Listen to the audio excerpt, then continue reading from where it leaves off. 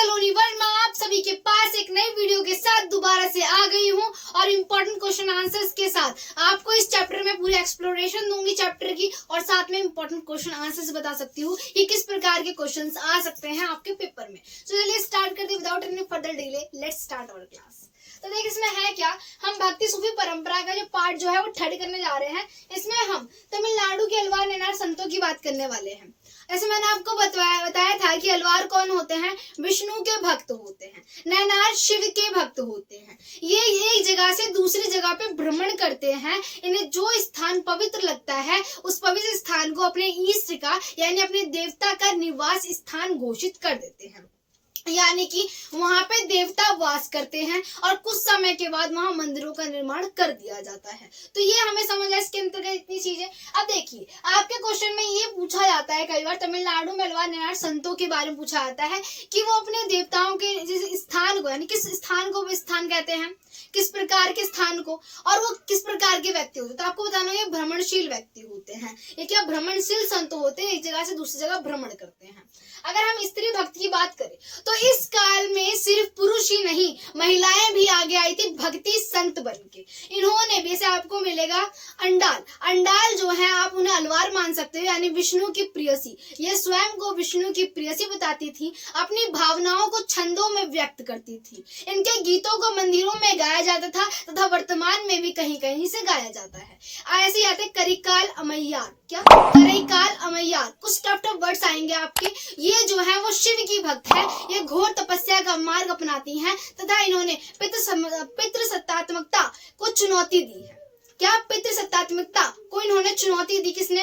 अरे करिकाल अमैयार ने। इतना समझ आ गया। ये पूछा जाता है कि कौन जो है अंडाल कौन है, आपको बताना होगा जो है ये विष्णु जी की प्रेयसी हैं, और करिकाल अमैयार कौन है तो आपको बताना होगा शिव जी की प्रेयसी हैं। तो इनके बारे में आया था एक एक नंबर में पूछा जाता है ज्यादातर। भारत में इस्लाम धर्म का आगमन। अब यह आता है कि भारत में इस्लाम धर्म यानी मुस्लिम धर्म किस प्रकार से आया।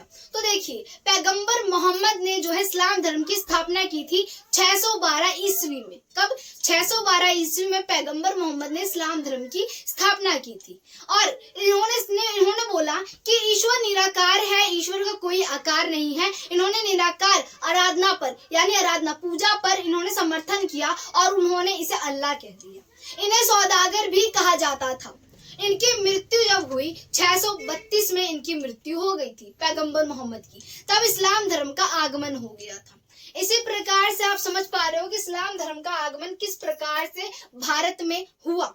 अगर आपको बताया जाए कि इस्लाम धर्म से मोहम्मद बिन कासिम ने भारत पर 1001 में तथा 1026 में 17 बार आक्रमण किया था। कितनी बार? 17 बार। यह आता है किस शासक ने जो है आक्रमण किया था? 17 बार। तो आपको बताना होगा मोहम्मद बिन कासिम ने भारत पर 17 बार आक्रमण किया था और इन्हीं के आक्रमण की वजह से इस्लाम धर्म भारत में आया था। क्या? इस्लाम धर्म जो है भारत में आया था, ये समझ लीजिएगा। इसके अंतर्गत ये होता है। अब आपके आ जाती है इस्लाम धर्म की शिक्षाएं क्या होती हैं, यानी इस्लाम धर्म का अगर आपको पालन करना है, उसे लेना है, तो उसमें किस प्रकार की शिक्षाएं होती हैं। जैसे आपने बौद्ध जैन धर्म की शिक्षाएं पढ़ी थी, उसी प्रकार से आप पढ़ने वाले हो इस्लाम धर्म की क्या शिक्षाएं होती हैं। तो देखिए इसमें होता है अल्लाह एकमात्र ईश्वर है। क्या? अल्लाह एकमात्र ईश्वर है। पैगंबर मोहम्मद इनके दूत है, क्योंकि पैगंबर मोहम्मद ने ही क्या कहा था, इन्होंने इस धर्म की स्थापना की थी। क्या कहा था कि निराकार ईश्वर की आराधना, और उस निराकार ईश्वर को अल्लाह का नाम दिया इन्होंने। इसी प्रकार से इन्होंने बोला दिन में 5 बार नमाज पढ़नी चाहिए। क्या? दिन में 5 बार नमाज पढ़नी चाहिए। रमजान के महीने में रोजा रखना चाहिए। क्या? रमजान के महीने में रोजा रखना चाहिए। खैरात बांटनी चाहिए और हज के लिए मक्का तथा मदीना जाना चाहिए। अगर समुदायों के नाम अगर जानते हैं कि क्या हुआ था, तो देखिए तुर्क से आने वाले जो लोग थे उन्हें तुरुस्क कहा जाने लग गया। आप ये देख रहे हो जो जहां से आ रहा है उसको वही नाम दे दिया गया। तुरुस्क से आने वाले व्यक्ति को क्या? तुरुस्क कहा जाने लगा। तुर्की से आने वाला व्यक्ति तुरुस्क। एक नंबर में पूछा जाता है, ज्यादा से ज्यादा आता है ये क्वेश्चन। तजाकिस्तान से आने वाले व्यक्ति को तजाकी कहा जाने लग गया था और फारस से आने वाले व्यक्ति को पारसी कहने लगा था। क्या? पारसिक कहा जाने लग गया था। तो आप ये देख रहे हो इसके अंतर्गत है क्या। तो हमने क्या क्या कवर कर लिया। अभी हमने तमिलनाडु के अलवार नैनार संतों के बारे में जान लिया। बेसिकली हमने स्त्री भक्तों के बारे में जाना कि कौन कौन से स्त्री भक्त थे, है ना। इसके बाद भारत में इस्लाम धर्म का आगमन कब हुआ था, किसने किया था, ये भी जान लिया हमने। इस्लाम धर्म की प्रमुख शिक्षाएं क्या थी, ये भी जान लिया हमने। इसके अंतर्गत हमने समुदायों के नाम भी जान लिए हैं और हमने खानखा और सिलसिले के बारे में हम जानेंगे कि खानखा और सिलसिला होता क्या है बेसिकली। तो देखिए, खानखा एक ऐसा धार्मिक केंद्र है जहाँ सूफी संत रहते थे।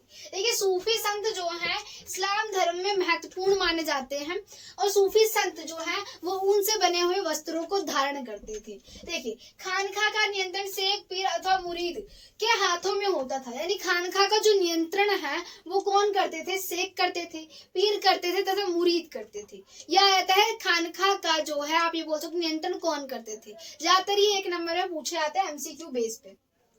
शेख का काम क्या है, अनुयायियों की भर्ती करना तथा जो खलीफाओं की नियुक्ति करना। यानी शेख का काम था कि अनुयायी जो है उनकी क्या नियुक्ति की जाए, यानी शिक्षकों की, जो छात्र है उनकी नियुक्ति की जाए। अब ये मान लीजिए अनुयायी, ठीक है, अनुयायी का मतलब क्या हो गया, छात्रों की नियुक्ति की जाए और खलीफाओं की नियुक्ति की जाए। 12वीं शताब्दी में सूफी सिलसिले का गठन होने लग गया और सिलसिले का शाब्दिक अर्थ क्या होता है, जंजीर, जो शेख और पीर के बीच में निरंतर रिश्ते को दर्शाती है। यह आता है कि क्या आता है इसके अंतर्गत, किस सिलसिले का शाब्दिक अर्थ होता क्या है। तो आपको बताना होगा जंजीर होता है, जिसके अंतर्गत क्या होता है, शेख और पीर के जो निरंतर रिश्ता होता है, जो उनके एक दूसरे के बीच में क्या रिश्ता होता है उसको दर्शाती है। देखिए, इसके पीर की मृत्यु के बाद उसकी दरगाह, उसके जो मुरीद होते हैं उनके लिए भक्ति का स्थल बन जाती है।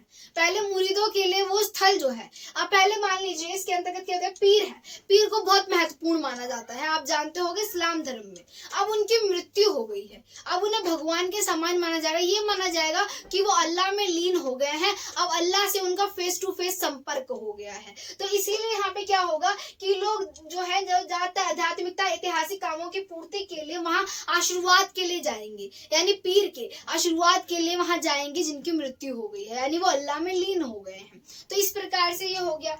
अब देखिए, इसमें आता है बेसरिया और बासरिया। बेसरिया, इसका मतलब वो सरिया जो होता है इस्लाम धर्म को जो है आप ये बोल सकते हो पालन करने वाला एक कानून होता है। बेसरिया जो इस्लाम धर्म के सरिया कानून को नहीं मानते हैं, बासरिया जो इस्लाम धर्म के कानून को मानते हैं। बस आपको ये बताना है, इसमें आपको ज्यादा जानने की जरूरत नहीं, इतना ही है इसके अंदर। ये जानते हैं हम चिश्ती खानखा में जीवन के बारे में, यानी चिश्ती किस प्रकार से अपना जीवन निर्वाह करते थे खानखा में। आपको मैंने बताया खानखा होता क्या है। अब चलिए इसे जानते हैं कि चिश्ती खानखा में किस प्रकार से जीवन यापन करते थे।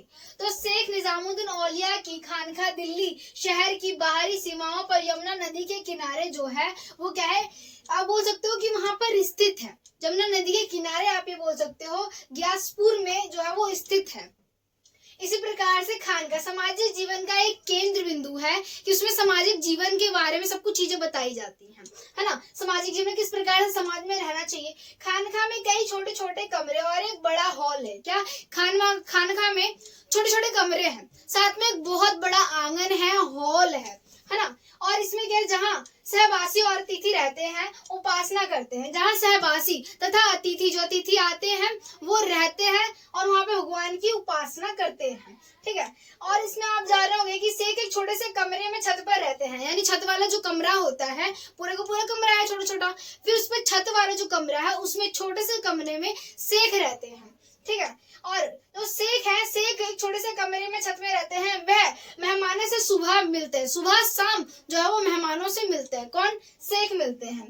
खानका में एक आंगन होता है और आंगन के चारों ओर तरफ जो है आप बोल सकते हो कमरे होते हैं, वो चारों तरफ से कमरों से घिरा होता है खानका, यानी एक आंगन है और चारों तरफ से कमरे हैं। तो ये होता है इसके अंतर्गत। अब देखिए, शेख से मिलने के लिए लोग क्यों आते हैं, ताबीज बनवाने के लिए, उनका आशीर्वाद लेने के लिए, और वहाँ पे लंगर वगैरह भी चलता रहता है। और वहाँ पे जो है शेख जो है शाम और सुबह लोगों से मिलते हैं, मेहमानों से मिलते हैं। इस पार्ट 3 में इतना ही। हमारे नेक्स्ट पार्ट में वीडियो समाप्त होगी। आशा करती हूँ वीडियो अच्छी लगी होगी। वीडियो को लाइक सब्सक्राइब जरूर कीजिएगा और वीडियो को ज्यादा से ज्यादा लोगों को शेयर कीजिए ताकि वो भी इस वीडियो का लाभ उठा सके।